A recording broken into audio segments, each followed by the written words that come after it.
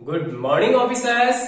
आज हम लोग इस वीडियो में केमिस्ट्री के चैप्टर 1 का अध्ययन करेंगे। चैप्टर 1 में हम लोग 2 पार्ट पढ़ चुके हैं। पार्ट 1 में मैंने आपको बताया है, केमिस्ट्री के पार्ट 1 में मैंने आपको बेसिक के बारे में बताया, यानी कि केमिस्ट्री सीखने से पहले उस बेसिक की जानकारी आपको होना चाहिए। बेसिक में हम लोग क्या क्या पढ़े थे? तो बेसिक में पढ़े थे तत्व के बारे में और यौगिक के बारे में, यानी कि तत्व का संकेत, परमाणु संख्या, ये सभी पढ़े थे। और साथ ही साथ यौगिक का सूत्र कैसे तैयार करते हैं उसके बारे में सीखा था पार्ट 1 में।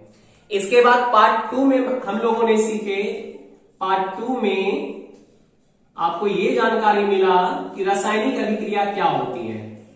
पार्ट 2 में मैंने आपको सिखाया कि रासायनिक अभिक्रिया क्या होती है, इसके बारे में मैंने बताया। ठीक है, पार्ट 2 में रासायनिक अभिक्रिया के बारे में हम लोग पढ़े थे। अब आपका आज जो वीडियो है ये चैप्टर 1 का पार्ट 3 है। ठीक है, इसमें हम लोग सीखेंगे रासायनिक समीकरण के बारे में। किसके बारे में सीखेंगे? रासायनिक समीकरण के बारे में, केमिकल इक्वेशन के बारे में सीखेंगे। तो पार्ट 2 में जो हम लोग सीखे कि रासायनिक अभिक्रिया क्या होता है, तो उसमें मैंने बताया था कि जब कोई 2 पदार्थ आपस में रासायनिक संयोग करते हैं तो एक या एक से अधिक नए पदार्थों का निर्माण होती है। ये ना सीखे थे पार्ट 2 में जो रासायनिक अभिक्रिया आप लोग सीखे थे, क्योंकि उसी से लिंक है ये, तो इसको जानना हमारे लिए जरूरी है। तो पार्ट 2 में हम लोग क्या सीखे थे रासायनिक अभिक्रिया के बारे में कि जब 2 या 2 से अधिक पदार्थ रासायनिक संयोग करती है तो एक पदार्थ बनाती है या एक से अधिक पदार्थ बनाती है। कैसे सर? तो जैसे मैंने बताया था आपको कि जब नाइट्रोजन की अभिक्रिया हाइड्रोजन के साथ कराई जाती है, यानी कि हमारे पास 2 गैस है, एक है नाइट्रोजन गैस और एक है हाइड्रोजन गैस। ये दोनों पदार्थ है। अब ये दोनों आपस में क्या करेगा? रासायनिक संयोग करेगा, यानी कि ये दोनों आपस में क्या होगा? जुड़ेगा। इनके परमाणु आपस में क्या होंगे? जुड़ेंगे। तो जुड़ने के बाद क्या बनाती है? अमोनिया बनाती है। क्या बनाती है? अमोनिया बनाती है। तो यहां पे आप क्या देख रहे हैं? 2 पदार्थ ने रासायनिक संयोग किया और एक नए पदार्थ का निर्माण किया ना, यानी कि 2 पदार्थों ने रासायनिक संयोग किया और एक नए पदार्थ का निर्माण किया ना, तो इसी को हम लोग कहते थे रासायनिक अभिक्रिया। ठीक है, रासायनिक अभिक्रिया को डिटेल से समझने के लिए आप पार्ट 2 को जरूर देखिएगा, जिसका लिंक आपको डिस्क्रिप्शन में मिल जाएंगे। चलिए, तो उसी प्रकार से एक और उदाहरण लेते हैं कि जैसे कि जिंक एक धातु है आपके पास, ठीक है, जिसको आप लोग जस्ता कहते हैं। तो जब जिंक धातु की अभिक्रिया सल्फ्यूरिक अम्ल से कराई जाती है, किसके साथ कराई जाती है? सल्फ्यूरिक अम्ल के साथ कराई जाती है।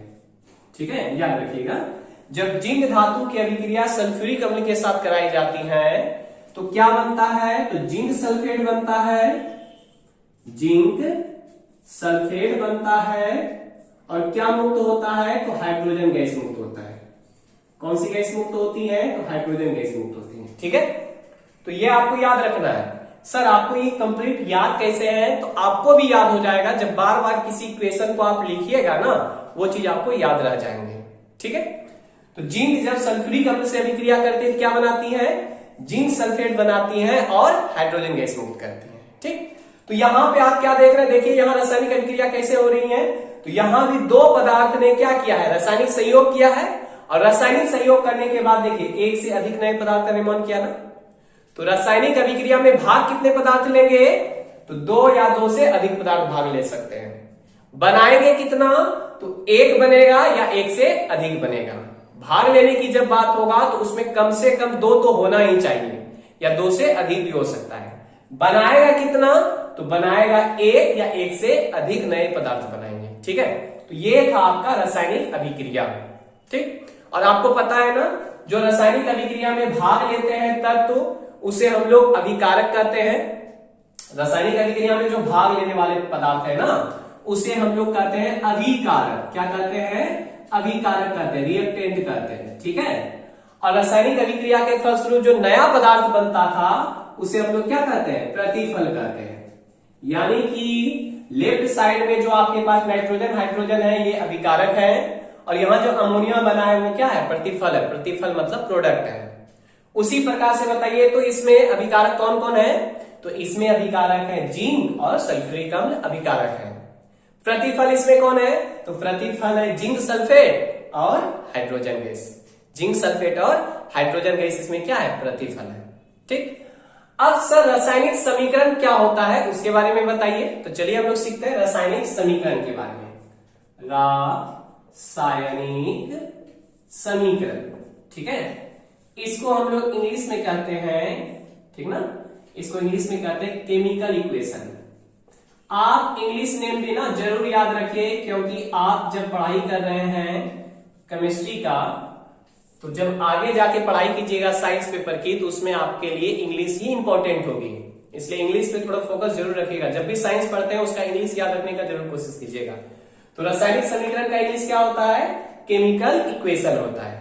ठीक है, अब बात आती है कि रासायनिक समीकरण किसे कहते हैं। तो यहां तक जो हम लोग पढ़े, ये क्या है आपका? रासायनिक अभिक्रिया है। ये क्या है आपका? रासायनिक अभिक्रिया। ये भी क्या है आपका? रासायनिक अभिक्रिया है। ठीक है, अब रासायनिक अभिक्रिया को हम लोग क्या करेंगे? संकेतों एवं सूत्रों में दर्शाएंगे। रासायनिक अभिक्रिया को हम लोग किस रूप में दर्शाएंगे? संकेतों एवं सूत्रों में। तो कैसे सर? तो देखिए, नाइट्रोजन और हाइड्रोजन गैस है ना, तो जब नाइट्रोजन गैस है तो गैस के लिए दर्शाएंगे। अच्छा, एक चीज याद रख लो ना कि जब भी गैस को दर्शाया जाता है ना, तो गैस जितने भी होते हुए द्विपरमाणुइक होते हैं। द्विपरमाणुइक का मतलब यह हुआ कि ऑक्सीजन के लिए सिर्फ O नहीं लिखेंगे, O2 लिखेंगे। उसी तरह से नाइट्रोजन के लिए सिर्फ N नहीं लिखेंगे, N2 लिखेंगे। उसी तरह क्लोरीन के लिए सिर्फ Cl नहीं होगा, Cl2 होगा। ठीक है, तो जितने भी गैस होते हैं ना, वो सभी क्या होते हैं? द्विपरमाणुइक होते हैं। तो उसके साथ 2 लगा के लिखेंगे हम लोग। ठीक है, तो उसी प्रकार से यहां लिखेंगे। उसी तरह से हाइड्रोजन है, हाइड्रोजन के लिए H नहीं होगा, H2 हो जाएगा। ठीक है, तो अब इसका संकेत और सूत्र लिखेंगे। कैसे सर? तो देखिए, नाइट्रोजन का संकेत N होता है ना, लेकिन गैस है यहां पे, तो गैस के साथ क्या बोले? 2 लगाने के लिए। इसके बाद देखिए, प्लस डाल दिए। हाइड्रोजन के लिए क्या होता है? H होता है ना, लेकिन हाइड्रोजन एक गैस है, और गैस के लिए हम लोग क्या लगा देंगे? 2 लगा देंगे। और इसके बाद बनेगा क्या? तो बनेगा अमोनिया। तो अमोनिया का सूत्र आपको पता रहना चाहिए। अमोनिया का सूत्र होता है NH3। अमोनिया का सूत्र क्या होता है? NH3। तो ये जो स्ट्रक्चर आपका तैयार हुआ N2 प्लस H2, तीर का चिन्ह NH3, इसी को हम लोग बोलते हैं रासायनिक समीकरण। तो रासायनिक समीकरण में आप क्या देख रहे हैं? संकेत और सूत्र है ना। रासायनिक समीकरण में क्या देख रहे हैं? संकेत और सूत्र है ना। तो देखिए, रासायनिक समीकरण किसे कहते हैं? याद रखिएगा, जब रासायनिक अभिक्रिया को संकेतों एवं सूत्रों से दर्शाते हैं। रासायनिक अभिक्रिया में अभिकारक और प्रतिफल दोनों आ जाते हैं। तो जब रासायनिक अभिक्रिया को संकेतों एवं सूत्रों से दर्शाते हैं, तो उसे रासायनिक समीकरण कहते हैं। यानी कि अभिकारक में जो भी पदार्थ है उसको संकेत और सूत्र से दर्शा दिए, और प्रतिफल में जो भी पदार्थ है उसको संकेत और सूत्र से दर्शा दिए। तो इस तरह से जो स्ट्रक्चर हमारा तैयार होगा उसे हम लोग क्या कहेंगे? रासायनिक समीकरण कहेंगे। तो इसका सिंपल सा परिभाषा याद रखिएगा रासायनिक समीकरण का, कि जब रासायनिक अभिक्रिया को संकेतों एवं सूत्रों में दर्शाते हैं, संकेतों एवं सूत्रों में दर्शाते हैं, तो उसे रासायनिक समीकरण कहते हैं। ठीक है, इसी प्रकार से बताइए, इसका आप लोग रासायनिक समीकरण तैयार कर सकते हैं ना। इसका भी आप लोग रासायनिक समीकरण तैयार कर सकते हैं। कैसे सर? तो इनको हम लोग क्या करेंगे? जिसका संकेत हो सकता है संकेत लिखेंगे, जिसका सूत्र हो सकता है सूत्र लिखेंगे। देखिए, संकेत सूत्र किसका होता है पहले वो जान लीजिए। तत्व का संकेत होता है, याद रखिएगा कि तत्व जितने हैं ना उसका संकेत होता है। तत्व को हम लोग किससे दर्शाते हैं? संकेत से दर्शाते हैं। और यौगिक को हम लोग किससे दर्शाते हैं? सूत्र से दर्शाते हैं। याद रखिएगा, तत्व के लिए हम लोग संकेत का यूज करते हैं, और यौगिक के लिए हम लोग किसका यूज करते हैं? सूत्र का यूज करते हैं। ठीक है, तो उसी तरह से देखिए, जिंक एक तत्व है ना, तो जिंक एक तत्व है, तो इसके लिए संकेत हो जाएगा Z। ये गैस नहीं है तो 2 नहीं लगेगा। ये याद रहना चाहिए आपको, इसका संकेत याद रहना चाहिए, इसका सूत्र याद रहना चाहिए, तभी आपसे समीकरण तैयार होगा। ठीक है, तो जिंक के लिए हो गया Zn, और सल्फ्यूरिक अम्ल के लिए, तो सल्फ्यूरिक अम्ल का सूत्र याद है आपको, H2SO4 होता है। सल्फ्यूरिक अम्ल का H2SO4 होता है। तो इसका जिंक का मैंने संकेत लिख दिया, और सल्फ्यूरिक अम्ल का हमने सूत्र लिख दिया। ठीक है, और इधर फिर दर्शाइए जिंक सल्फेट का। तो जिंक सल्फेट का होता है, जिंक का होता है Zn, सल्फेट का होता है SO4। ठीक ना, तो जिंक सल्फेट का हो गया ZnSO4। और इसके बाद देखिए यहाँ पे हाइड्रोजन अलग है ना, तो जब हाइड्रोजन अलग हो, इकलौता हो, तो वो एक गैस के रूप में है, और गैस जो भी होंगे उसके साथ क्या लगाना? आपको 2 लगाना है। तो इसीलिए यहाँ पे हाइड्रोजन है, हाइड्रोजन के साथ क्या लगा देंगे, 2 लगा देंगे। तो इस तरह से आपने ये जो रासायनिक अभिक्रिया था इसे आपने किस रूप में दर्शा दिया, संकेतों एवं सूत्रों से दर्शा दिए ना। इस रासायनिक अभिक्रिया को आपने किससे दर्शाया, संकेतों एवं सूत्रों से दर्शा दिया। तो इसीलिए इस स्ट्रक्चर को हम लोग क्या कहेंगे, रासायनिक समीकरण कहेंगे। क्या कहेंगे, रासायनिक समीकरण कहेंगे। याद रहेगा। तो परिभाषा क्या होगा रासायनिक समीकरण का, तो जब रासायनिक अभिक्रिया को संकेतों एवं सूत्रों से दर्शाते हैं, संकेतों एवं सूत्रों से दर्शाते हैं, तो उसे हम लोग कहते हैं रासायनिक समीकरण। यानी रासायनिक समीकरण में संकेत और सूत्र होता है। किसका, तो रासायनिक अभिक्रिया का। ठीक है, तो चलिए, तो रासायनिक अभिक्रिया को जब हम लोग संकेतों एवं सूत्रों से दर्शाते हैं तो उसे रासायनिक समीकरण कहते हैं।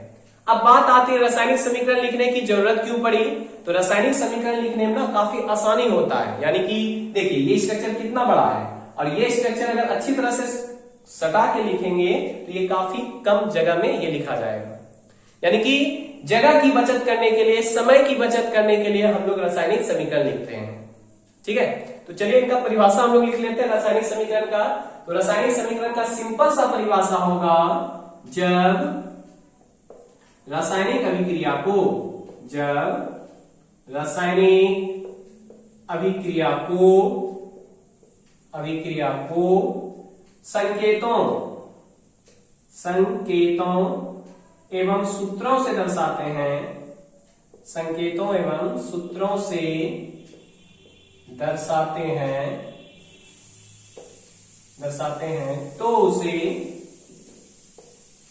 तो उसे रासायनिक समीकरण कहते हैं।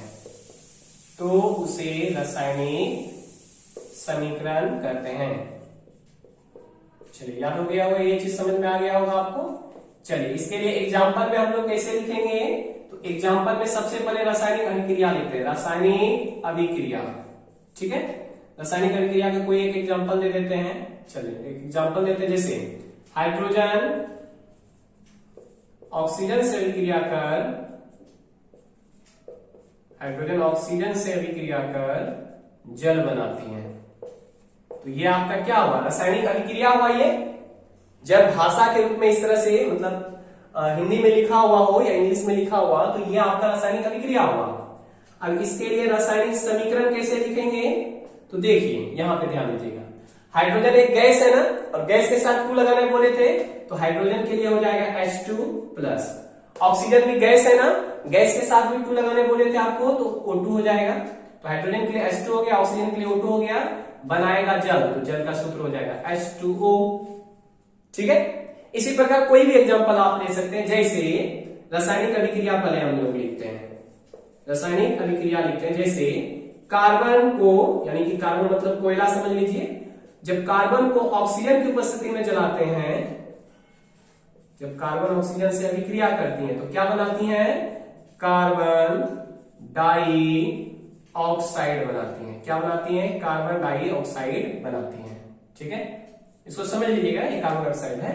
तो ये रासायनिक अभिक्रिया हुआ। अब इसके लिए हम लोग रासायनिक समीकरण लिखेंगे। तो रासायनिक समीकरण हम लोग कैसे लिखेंगे, तो देखिए कार्बन एक गैस तो नहीं होती है ना, जैसे कि कोयला में कार्बन पाई जाती है, तो कोयला क्या गैस है, नहीं है ना। याद रखिएगा, कार्बन गैस नहीं है, कार्बन डाइऑक्साइड गैस है, दोनों में अंतर है। याद रखिएगा, कार्बन डाइऑक्साइड गैस है, इस चीज को समझिएगा। तो कार्बन गैस नहीं है, तो कार्बन का जो संकेत होता है वो लिख दीजिए। कार्बन का संकेत होता है C, तो C लिख दिए।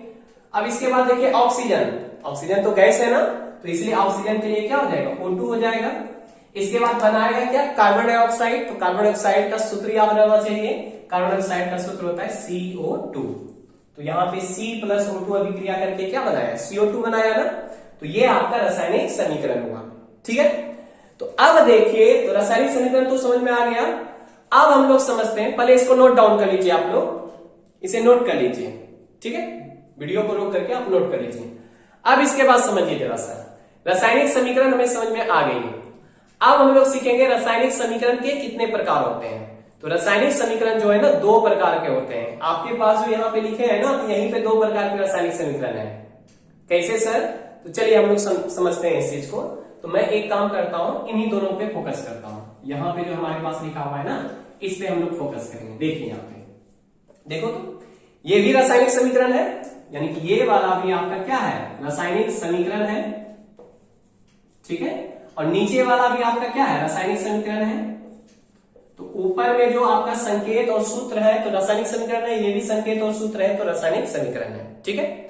अब यहाँ पे दो प्रकार के आपके पास रासायनिक समीकरण है। एक रासायनिक समीकरण जो है वो संतुलित है और एक रासायनिक समीकरण असंतुलित है। कैसे सर? तो देखिए जरा सा फर्स्ट नंबर पे ध्यान दीजिए, जरा सा फर्स्ट नंबर जो समीकरण आपके पास, इस समीकरण में देखिए परमाणु की संख्या, हम लोग प्रत्येक तत्व के परमाणु की संख्या देखेंगे। प्रत्येक तत्व के परमाणु की संख्या पे हम लोग गौर करेंगे। किस चीज पे गौर करने जा रहे हैं? प्रत्येक तत्व के, जितना भी तत्व इसमें भाग लिया है, परमाणु की संख्या, प्रत्येक तत्व के परमाणु की संख्या, परमाणु की संख्या यानी कि प्रत्येक तत्व की परमाणु की संख्या कितनी है, ठीक है, ये चीज गौर करेंगे। तो कंपेयर कहां से किया जाता है? कंपेयर किया जाता है अभिकारक में और प्रतिफल में। आपको पता है ना, इधर वाला अभिकारक होता है और इधर वाला प्रतिफल होता है। तो देखिए यदि अभिकारक और प्रतिफल में प्रत्येक तत्व के परमाणु की संख्या दोनों बगल बराबर हो जाएगा तब हो जाएगा संतुलित, और अगर बराबर नहीं होगा तो कहलाएगा असंतुलित। तो पहला नंबर हम लोग देखते हैं। तो यहां पे देखिए तो जरा सा, इसमें कौन कौन तत्व भाग लिया? नाइट्रोजन ने भाग लिया है और किसने भाग लिया? हाइड्रोजन ने भाग लिया है, ठीक है। और इधर भी तो नाइट्रोजन और हाइड्रोजन ही होगा। अब देखिए तो दोनों तरफ नाइट्रोजन और हाइड्रोजन बराबर है क्या? इधर देखिए नाइट्रोजन की संख्या कितनी है, इधर है नाइट्रोजन की संख्या 2 है। अगर इसके साथ 2 लगा हुआ है ना, तो इसका मतलब इसके पास नाइट्रोजन कितना है? 2 है। तो इसके पास नाइट्रोजन 2 है और हाइड्रोजन कितना है? हाइड्रोजन भी देखिए यहाँ पे कितना है? 2 है। अब इधर देखिए नाइट्रोजन कितना है, तो नाइट्रोजन के साथ देखिए यहाँ पे कुछ नहीं लगा हुआ है, तो एक तो रहता ही है, तो यहाँ पे हो जाएगा 1 नाइट्रोजन। और हाइड्रोजन कितना है गौर से देखिए, यहाँ पे देखिए तो हाइड्रोजन कितना है, तो हाइड्रोजन है 3।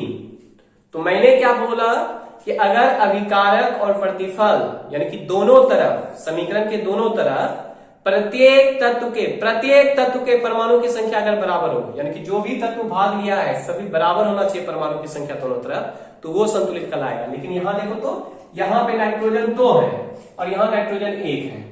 उसी प्रकार से यहां पे देखिए हाइड्रोजन 2 है और यहां हाइड्रोजन कितना है? 3 है। तो दोनों बगल बराबर है क्या? तो दोनों बगल बराबर नहीं है आपका। तो जब समीकरण के दोनों ओर प्रत्येक तत्व के परमाणु संख्या बराबर नहीं हो तो उसे हम लोग कहते हैं असंतुलित। क्या कहते हैं हम लोग? असंतुलित रासायनिक समीकरण कहते हैं, ठीक है। जब समीकरण के दोनों ओर प्रत्येक तत्व के परमाणु संख्या बराबर नहीं हो उसे हम लोग कहते हैं असंतुलित रासायनिक समीकरण। तो यहाँ देखें ना, नाइट्रोजन 2 था और यहाँ पे 1 था, हाइड्रोजन 2 था, हाइड्रोजन इधर कितना है? 3 है। तो क्या इक्वल है? नहीं है, तो ये कहलाएगा असंतुलित। अब इसको देखिए तो जरा सा, इसमें देखिए तो प्रत्येक तत्व, जो भी तत्व भाग लिया है पहले उसको देख लो। तो किस किस तत्व ने भाग लिया है? जिंक ने भाग लिया है, ठीक है, हाइड्रोजन ने भाग लिया है, ठीक है, सल्फर ने भाग लिया है, ऑक्सीजन ने भाग लिया है। ये 4 तत्व भाग लिए हैं इस रासायनिक समीकरण में। अगर 4 तत्व इधर है तो 4 तत्व इधर भी है, यानी अभिकारक और प्रतिफल में तत्व बराबर रहते हैं, ठीक है। तो देखो जरा से यहाँ पे, तो देखिए तो इधर पहले अभिकारक में देख लीजिए कि जिंक, हाइड्रोजन, सल्फर और ऑक्सीजन कितना है।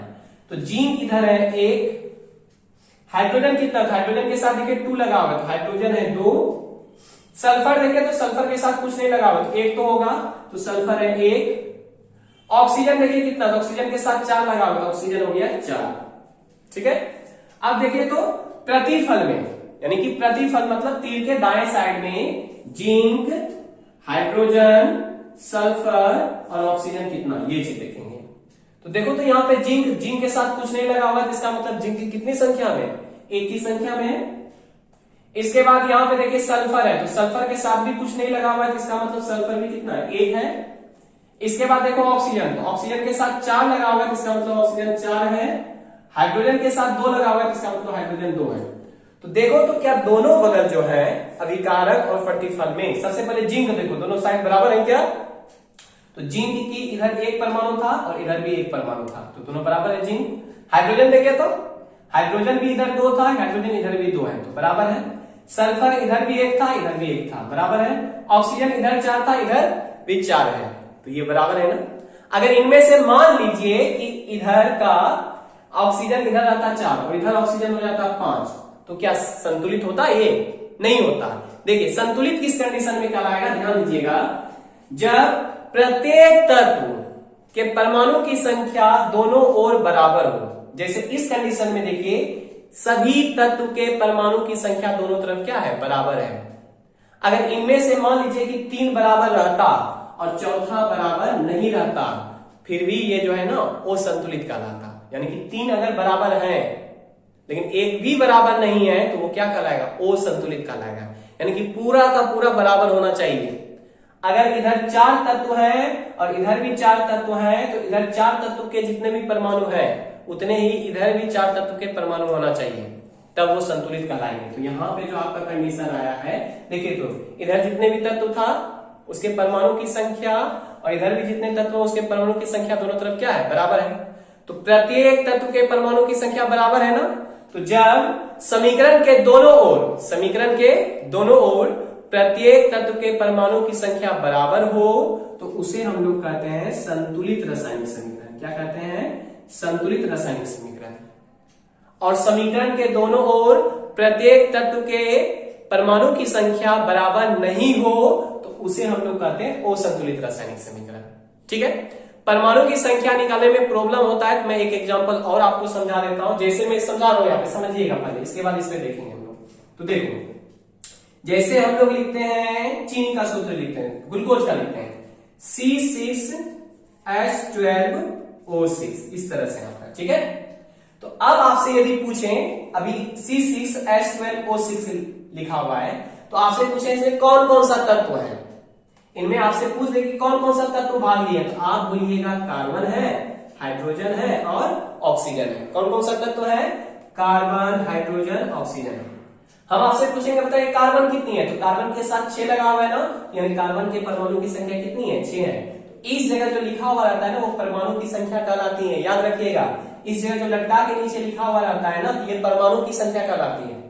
तो कार्बन कितना है? 6 है। हाइड्रोजन कितना है? 12 है। ऑक्सीजन कितना है? 6 है। और जिसके साथ सर कुछ नहीं लगा रहेगा वो, तो जिसके साथ कुछ नहीं, तो एक परमाणु तो है ना, तो उसकी परमाणु संख्या 1 होगा। जैसे यहाँ पे देखो जिंक के साथ कुछ नहीं लिखा हुआ था, तो इसका मतलब जिंक की परमाणु संख्या, सॉरी, जिंक के कितने परमाणु है? 1 परमाणु है। परमाणु की मैं बात कर रहा हूं, तो जिंक के 1 परमाणु है। अब देखो ये चीज लिखा हुआ था, अब मैं इसको चेंज करता हूं थोड़ा सा। देखो मैं इसके आगे में लगा देता हूं 3, मैं इसके आगे में कितना लगा दिया? 3 में 4 लगा देता हूं। देखो इसके आगे में मैंने 4 लगा दिया, यानी ग्लूकोज के मैंने कितना अणु ले लिया, यानी इसके जगह पे जो लिखते हैं ना, यहाँ पे जो लिखते हैं इसके आगे में अगर लिख देंगे तो वो अणु कहलाते हैं। देखो पहले ग्लूकोज का कितना अणु था, इसके आगे में कुछ नहीं लिखा हुआ था, तो ग्लूकोज का कितना अणु था, तो ग्लूकोज के आगे में कुछ नहीं लगा हुआ जिसका मतलब 1 था, यानी पहले ग्लूकोज का 1 अणु था। तो पहले ग्लूकोज का जो 1 अणु था उसमें कार्बन के कितने परमाणु था? 6 परमाणु था। हाइड्रोजन के कितने परमाणु था? 12 परमाणु था। ऑक्सीजन के कितने परमाणु था? 6 परमाणु था। अब मैं कहूंगा कि ग्लूकोज का 4 अणु लेते हैं। ग्लूकोज का कितना अणु लेते हैं? 4 अणु। तो ग्लूकोज के 1 अणु में 6 कार्बन का परमाणु रहता है, तो 4 अणु में कितना रहेगा? फिर से समझने की कोशिश करना, ज्यादा कंफ्यूज नहीं होना, यहाँ पे समझने की कोशिश करना कि जब ग्लूकोज का 1 अणु था, यानी इसके जगह पे कुछ नहीं था तो 1 था ना, तो जब ग्लूकोज का 1 अणु था, कार्बन के कितने परमाणु था? 6 परमाणु। हाइड्रोजन के 12 परमाणु, ऑक्सीजन के 6 परमाणु। ठीक है, अब हम कहेंगे कि ग्लूकोज का 4 अणु लेते हैं। ग्लूकोज का कितना अणु लेते हैं? 4 अणु। तब इसके परमाणु की संख्या कितनी होगी, मतलब सॉरी इसमें कितना परमाणु होगा? तब इसमें कार्बन के कितने परमाणु होगा, हाइड्रोजन के कितने परमाणु होगा और ऑक्सीजन के कितने परमाणु होगा? आप सोच सकते हैं, जब 1 अणु में कार्बन के 6 परमाणु तो 4 में कितना हो जाएगा? तो आपको क्या करना है, इसे गुना कर देना है। तो बताइए 1 में 6 था तो 4 में कितना हो जाएगा? तो 6 चौके 24 हो जाएगा। ठीक है, तो अब बताइए, अब जो यहाँ पे 4 लगा के यहाँ लिखे हैं, इसमें बताइए कार्बन के कितने परमाणु हैं? तो कार्बन के 6 चौके 24 परमाणु है, यानी कि इससे इसको ना मल्टीप्लाई कर दीजिएगा। उसी तरह से जब मान लीजिए ग्लूकोज का एक अणु था तो उसमें हाइड्रोजन के कितने परमाणु था? 12 परमाणु था। ग्लूकोज के एक अणु में हाइड्रोजन के 12 परमाणु था। अब ग्लूकोज का कितना अणु हो गया? 4 अणु हो गया। तो हाइड्रोजन के कितने परमाणु होगा? तो गुना कर दो, तो 4 गुना 12 कर दो, तो बच्चों कितना हो जाएगा? 48 हो जाएगा, यानी कि 48 परमाणु होगा हाइड्रोजन का। इसी प्रकार से बताइए ऑक्सीजन का कितना परमाणु हो जाएगा? तो इसको मल्टीप्लाई कर दीजिए, 6 चौके कितना हो जाएगा? 24 परमाणु हो जाएगा। समझे बात को? चलिए ये चीज याद रखिएगा, ये चीज कॉन्सेप्ट को जो है समझने का कोशिश कीजिएगा। ठीक है, पहले एक अणु था तो कार्बन 6 था, हाइड्रोजन 12 था, ऑक्सीजन 6 था। 4 अणु हो गया तो कार्बन हो गया 6 चौके 24, हाइड्रोजन हो गया 4 गुना 12 48, ऑक्सीजन हो गया 6 चौके 24। ठीक है, याद रखिएगा। इसी प्रकार से आप बताइए तो ये दोनों आपका रासायनिक समीकरण है, तो ये कैसा समीकरण है और ये कैसा समीकरण है? बताइए सोच के। तो देखो, जब तत्व के परमाणु की संख्या दोनों तरफ बराबर होगा तो संतुलित, और जब बराबर नहीं होगा तो असंतुलित। तो देखो यहाँ पे हाइड्रोजन 2 है, हाइड्रोजन 2 है, हाइड्रोजन संतुलित है। लेकिन ऑक्सीजन 2 है, ऑक्सीजन यहाँ पे देखो कितना है? तो कुछ नहीं तो 1 है कि नहीं? तो ऑक्सीजन 2 है और ऑक्सीजन इधर 1 है, इसका मतलब दोनों तरफ बराबर नहीं है। तो जब बराबर नहीं है तो ये कैसा समीकरण है? बताइए, असंतुलित रासायनिक समीकरण है। इसको देख के बताइए तो संतुलित है या असंतुलित है? तो देखो, कार्बन 1 है, कार्बन 1 है, ऑक्सीजन 2 है, ऑक्सीजन 2 है, यानी कि दोनों ओर जो है प्रत्येक तत्व के परमाणु की संख्या क्या है? बराबर है। तो ये क्या कहलाएगा? संतुलित रासायनिक समीकरण कहलाएगा। ठीक है, तो इस तरह से हम लोग समझे कि रासायनिक समीकरण कितने प्रकार के होते हैं? 2 प्रकार के। कौन कौन? वो संतुलित रासायनिक समीकरण और संतुलित रासायनिक समीकरण। ठीक है, तो चलिए इनको नोट कर लीजिए आप लोग। अब हम लोग सीखते हैं रासायनिक समीकरण के प्रकार। तो रासायनिक समीकरण 2 प्रकार के होते हैं। एक होता है आपका वो संतुलित रासायनिक समीकरण, वो संतुलित रासायनिक समीकरण। ठीक है, और दूसरा होता है आपका संतुलित रासायनिक समीकरण, संतुलित रासायनिक समीकरण, रासायनिक समीकरण। ठीक है, अब दोनों का हम लोग परिभाषा लिख लेते हैं। समझा चुके हैं आपको कि असंतुलित में क्या होगा? दोनों ओर, समीकरण के दोनों ओर प्रत्येक तत्व के परमाणु की संख्या बराबर नहीं होगा। और संतुलित में क्या होगा? समीकरण के दोनों ओर करने का मतलब हुआ अभिकारक और प्रतिफल में दोनों ओर प्रत्येक तत्व के परमाणु की संख्या क्या होगा? बराबर होगा। ठीक है, तो परिभाषा हम लोग लिख लेते हैं। तो संतुलित रासायनिक समीकरण किसे कहते हैं? तो वैसा रासायनिक समीकरण, वैसा रासायनिक समीकरण, इसे नोट करते चलिएगा आप लोग। समीकरण जिसमें समीकरण के दोनों ओर, समीकरण के दोनों ओर करने का मतलब क्या? अभिकारक तथा प्रतिफल में। आप यहां पे लिख सकते हैं कि अभिकारक तथा प्रतिफल में, ये बात भी लिख सकते हैं, या समीकरण के दोनों ओर लिखे तो उससे वही चीज स्पष्ट होता है। दोनों ओर प्रत्येक तत्व के, ये जरूर लगाइएगा, प्रत्येक मतलब जितना भी तत्व भाग लिया है सबका परमाणु बराबर होना चाहिए। प्रत्येक तत्व के परमाणु संख्या बराबर हो, प्रत्येक तत्व के परमाणु संख्या बराबर नहीं हो तो उसे असंतुलित रासायनिक समीकरण कहते हैं। असंतुलित रासायनिक समीकरण, ठीक है, कहते हैं।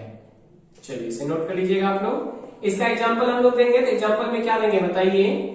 तो एग्जांपल में दे सकते हैं आप लोग H2 + Cl2 बनाएगा HCl। तो आप क्या देख रहे हैं यहाँ पे? हाइड्रोजन 2 है, हाइड्रोजन यहाँ 1 है, वो संतुलित हो गया ना। इसी प्रकार से दूसरा N2 + H2 बनाएगा NH3। तो ये आपका कैसा रासायनिक समीकरण है? असंतुलित रासायनिक समीकरण है। ठीक है, इसके बाद देखिए संतुलित रासायनिक समीकरण, संतुलित रासायनिक समीकरण किसे कहते हैं? तो वैसा रासायनिक समीकरण, वैसा रासायनिक समीकरण जिसमें समीकरण के दोनों ओर, जिसमें समीकरण के दोनों ओर प्रत्येक तत्व के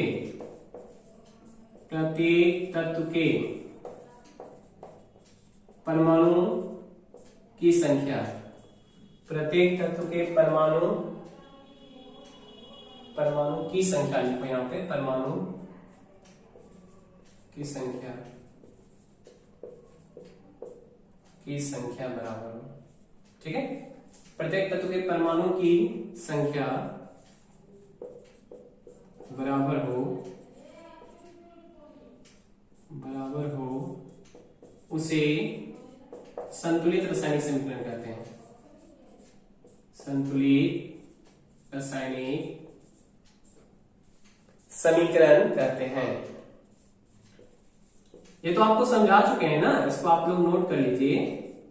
चलिए एग्जाम्पल में हम लोग क्या लेंगे, तो वैसा समीकरण देंगे जो संतुलित हो, जैसे C+O2 बनाएगा CO2, ठीक है। इसी प्रकार से Zn+H2SO4 बनाएगा ZnSO4 प्लस क्या बनाएगा H2 बनाएगा, हाइड्रोजन गैस मुक्त करेगा। याद रखिएगा, कोई भी धातु अम्ल से अभिक्रिया करते हैं तो हाइड्रोजन गैस मुक्त करती है, ठीक है।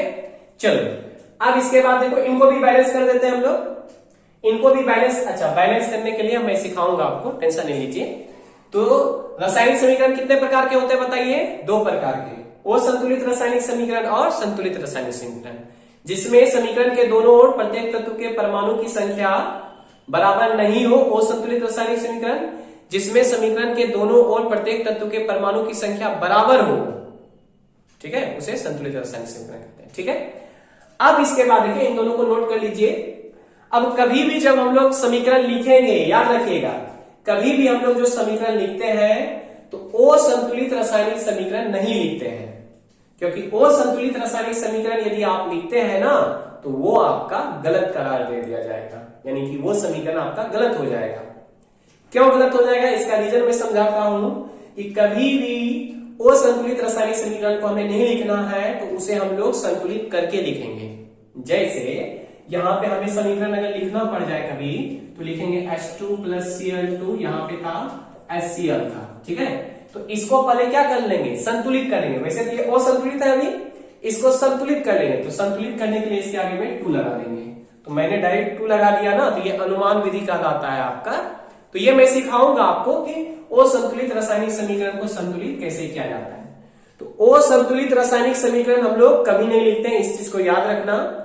असंतुलित रासायनिक समीकरण को पहले संतुलित रासायनिक समीकरण में बदल देंगे, तब समीकरण को लिखा जाता है। अब क्वेश्चन यहां पे उठता है कि असंतुलित रासायनिक समीकरण को संतुलित क्यों किया जाता है, असंतुलित रासायनिक समीकरण को संतुलित क्यों किया जाता है। तो इसका जो सबसे मेन कारण है वो कारण है पदार्थ के अनुस्वरता का नियम। पदार्थ के अनुस्वरता का नियम, अनुस्वरता का नियम। देखिए पदार्थ के अनुस्वरता का नियम क्या कहते हैं, या फिर इसी को कहा जाता है पदार्थ के द्रव्यमान संरक्षण का नियम कहा जाता है। पदार्थ के द्रव्यमान संरक्षण का नियम भी इसे कहा जाता है। अब क्यों कहा जाता है इसको समझेंगे। इसका कहना क्या है ये चीज समझिए। आप भी जानते हैं कि अगर मान लीजिए कोई मिल में आप गए, मिल मतलब जहां पे अनाज को पीसा जाता है, अगर आप 10 केजी गेहूं डालिएगा, ठीक है ना, मिल में आप 10 केजी गेहूं डाल रहे हैं, तो आपका जो नया प्रोडक्ट तैयार होगा वो 10 केजी का ही निकलेगा। इसी प्रकार से मान लीजिए आप एक मिल में 8 केजी गेहूं डालते हैं, ठीक है, और 2 केजी मक्का डालते हैं। 2 केजी क्या डालते हैं, मक्का, यानी कि 8 केजी गेहूं डाले हैं और 2 केजी मक्का डाले हैं। तो वो जो मिल में जाने के बाद जो वो पीस के चूर्ण निकलेगा, जो पाउडर आपका बनेगा, चूर्ण जो बनेगा आपका, वो कितने केजी का होगा बताइए। तो सिंपल सी बात है 10 केजी का होगा, क्योंकि ये दोनों वेट जो है कभी भी समाप्त नहीं होती है। अगर 8 और 2 केजी डाले हैं तो नया जो प्रोडक्ट बनेगा वो कितना केजी का होगा, 10 केजी का होगा। वही चीज ये भी कहता है, पदार्थ के अनुस्वरता नियम भी कहता है कि किसी भी परमाणु का ना ही निर्माण किया जा सकता है और ना ही नष्ट किया जा सकता है। पदार्थ का अनुस्वरता नियम क्या कहता है कि पदार्थ अनस्वर है। अनस्वर मतलब उसका ना ही निर्माण किया जा सकता है और ना ही उसे नष्ट किया जा सकता है। यानी कोई भी रासायनिक अभिक्रिया हो उसमें अभिकारक और प्रतिफल में जो है परमाणु की संख्या हमेशा बराबर रहेगी, वो ना ही समाप्त होगा और ना ही उसका निर्माण हो सकता है। निर्माण होने का मतलब बढ़ भी नहीं सकता है, ठीक ना। तो कैसे सर? तो देखिए इसको एग्जांपल से समझाते हैं। मान लीजिए यहाँ पे हमारे पास भी एग्जांपल, इसको समझिए। देखिए यहाँ पे नाइट्रोजन कितना बताइए 2 है और यहाँ नाइट्रोजन कितना 1 है। तो आप यहाँ पे क्या देख रहे हैं, इस पे गौर कीजिए कि अभिक्रिया से पहले नाइट्रोजन 2 था और जैसे अभिक्रिया हुआ तो नाइट्रोजन कितना बच गया, 1 बच गया। इसका मतलब हुआ कि रासायनिक अभिक्रिया में 1 नाइट्रोजन समाप्त हो गया ना, क्योंकि 2 से 1 बच जाना, इसका मतलब 1 नाइट्रोजन परमाणु क्या हो गया, समाप्त हो गया। लेकिन ये क्या कहता है, ऐसा नहीं होता है। यानी कि कभी भी परमाणु का ना ही निर्माण किया जा सकता है और ना ही नष्ट होती है। किसी भी रासायनिक अभिक्रिया में ना ही परमाणु बनेगा और ना ही परमाणु नष्ट होगा, इसका कहना है। लेकिन यहाँ पे क्या देख रहे हैं, नाइट्रोजन 2 था और अब कितना नाइट्रोजन बचा बताइए, 1 नाइट्रोजन बचा। तो 2 से जब 1 बच गया तो इसका मतलब परमाणु क्या हो गया, नष्ट हो गया ना। इसी प्रकार से यहां देखिए हाइड्रोजन 2 था, अब हाइड्रोजन यहां पे कितना है, 3 है। तो इसका मतलब पहले अभिक्रिया से पहले 2 हाइड्रोजन था और जैसे अभिक्रिया किया तो हाइड्रोजन 3 बन गया। इसका मतलब यहाँ पे क्या प्रदर्शित हो रहा है कि परमाणु का निर्माण हो रहा है। एक परमाणु बढ़ गया ना, इसका मतलब परमाणु का निर्माण हो रहा है। और ये क्या कहता है कि परमाणु का निर्माण भी नहीं होता है। तो इसका मतलब क्या है, ये जो रासायनिक समीकरण लिखा हुआ है ये गलत है, क्योंकि पदार्थ का अनुस्वारता नियम ये कहता है कि किसी भी रासायनिक अभिक्रिया में ना ही परमाणु का निर्माण किया जा सकता है और ना ही परमाणु को नष्ट किया जा सकता है, ठीक है। तो इसी नियम के पालन कराने के लिए हम लोग असंतुलित रासायनिक समीकरण को क्या करते हैं, संतुलित करते हैं। अगर क्वेश्चन आ जाए आपके एग्जाम में कि असंतुलित रासायनिक समीकरण को संतुलित किया जाता है क्यों, तो इसका आंसर लिखेंगे कि पदार्थ के अनुस्वारता के नियम के अनुसार रासायनिक अभिक्रिया में, आप लोग नोट भी कर सकते हैं, पदार्थ के अनुस्वारता के नियम के अनुसार रासायनिक अभिक्रिया में पदार्थ का ना ही निर्माण किया जा सकता है और ना ही नष्ट किया जा सकता है, या फिर परमाणु भी लिख सकते हैं उसके जगह पे, परमाणु का ना ही निर्माण किया जा सकता है और ना ही नष्ट किया जा सकता है। इसी नियम के पालन कराने के लिए हम लोग असंतुलित रासायनिक समीकरण को संतुलित करते हैं, ठीक है। तो यहां से स्पष्ट हो गया कि असंतुलित रासायनिक समीकरण को संतुलित क्यों किया जाता है। अब हम लोग नेक्स्ट वीडियो में यह सीखेंगे कि असंतुलित रासायनिक समीकरण को संतुलित किस तरह किया जाता है। तो इसे संतुलित करने के बहुत सारे विधि हैं, जिनमें से हम आपको 2 विधि बताएंगे, जिनमें से एक विधि होगा आपका अनुमान विधि और दूसरा विधि होगा आपका बीजगणितीय विधि। दोनों विधि आसान है, काफी सिंपल तरीके से आप 1 मिनट के अंदर उसको सॉल्व कर सकते हैं। कितना बड़ा समीकरण रहेगा तो उसको आप ज्यादा से ज्यादा 1 मिनट के अंदर उसको सॉल्व कर लीजिएगा। अनुमान विधि से अगर बनाइएगा तो आपका कुछ सेकंड में आपका सॉल्व हो जाएगा, यानी असंतुलित से संतुलित रासायनिक समीकरण तैयार कर सकते हैं। जैसे एक बता रहा हूं आपको, जैसे यहां पे देखिए N2 है, H2 है, बनाएगा NH3, ठीक है। अब इसको बैलेंस करना है, तो कैसे बैलेंस करेंगे, देखो नाइट्रोजन इधर 2 है और इधर नाइट्रोजन कितना है, 1 है। तो इसे 2 नाइट्रोजन बनाने के लिए लगता कि हम नहीं लिखते हैं, इसके आगे हम लिख देते हैं, यानी अणु के जगह पे लगा देंगे 2। तो जैसे 2 लगाए तो नाइट्रोजन हो गया 2 और यहां भी नाइट्रोजन 2 हो गया। लेकिन 2 लगाने से देखिए हाइड्रोजन कितना हो गया, हाइड्रोजन का 2 3 6 ना, तो 6 परमाणु हो गया नाइट्रोजन का। अब यहां भी आपको हाइड्रोजन का कितना परमाणु पुराना पड़ेगा, 6 परमाणु पुराना पड़ेगा। उसके लिए हम लोग क्या करेंगे, इसके आगे 3 लगा देंगे, तो 3 दूना 6 हो गया। अब देखो तो जरा से ये जो समीकरण आपके पास तैयार हुआ, ये संतुलित हुआ। नाइट्रोजन 2 है, यहां भी देखो 2 नाइट्रोजन है ना, हाइड्रोजन देखो 3 दूना 6 हो गया हाइड्रोजन के परमाणु। तो परमाणु को काउंटिंग करने के लिए क्या बताया था, इनको गुना करना है ना, तो 3 दूना 6 हाइड्रोजन हो गया। और यहां भी 2 3 कितना हो गया, 6 हाइड्रोजन हो गया। तो दोनों तरफ नाइट्रोजन और हाइड्रोजन के परमाणु की संख्या क्या है, बराबर है। इसीलिए ये कैसा समीकरण है, संतुलित रासायनिक समीकरण है, ठीक है। तो देखिए कितना आसानी से सिंपल सा हल हो गया, कुछ सेकंड में हल हो गया। तो इसी तरह का विधि हम आपको नेक्स्ट वीडियो में बताएंगे। तो चलिए इसको नोट कर लीजिए आप लोग।